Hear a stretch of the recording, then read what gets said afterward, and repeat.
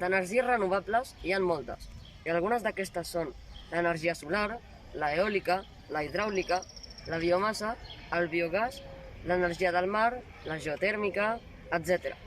Les energies renovables utilitzen recursos que no s'esgoten, com el vent i el sol.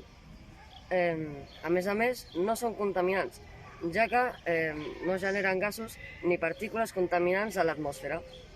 Aquestes energies són la millor manera de produir energia perquè són millors, en un cert sentit, que les no renovables. I la diferència és, com indica el propi nom, que les energies renovables es poden renovar i, per tant, tornar a utilitzar. Els diferents tipus d'energies no renovables són petroli, carbó, gas natural, energia nuclear.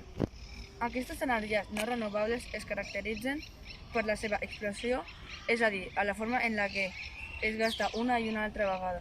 Però aquestes energies no són infinites i quan s'acabin no es podran tornar a utilitzar mai més. I per això totes les energies no renovables són combustibles fòssils. Els combustibles fòssils són restes animals de fa molt temps i per aquesta raó, un cop esgotades, no es poden tornar a utilitzar.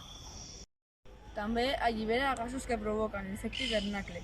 L'efecte hivernacle provoca que aquests gasos es queden a l'atmosfera, impedint que els rajos solars surtin de l'atmosfera de la Terra, però que entrin més i al mateix temps contaminar-la.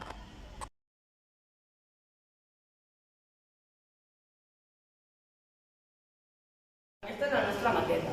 Hem utilitzat cartró per fer la casa i la teulada. Gràcies a la impressora 3D hem aconseguit aquest molí de vent. Amb impressores que teníem a l'institut també hem aconseguit aquest generador que quan fa voltes al molí s'encengui la llum. Hem decorat aquesta maqueta amb gespa artificial i pedres aromàtiques i pedres de jardí més grans.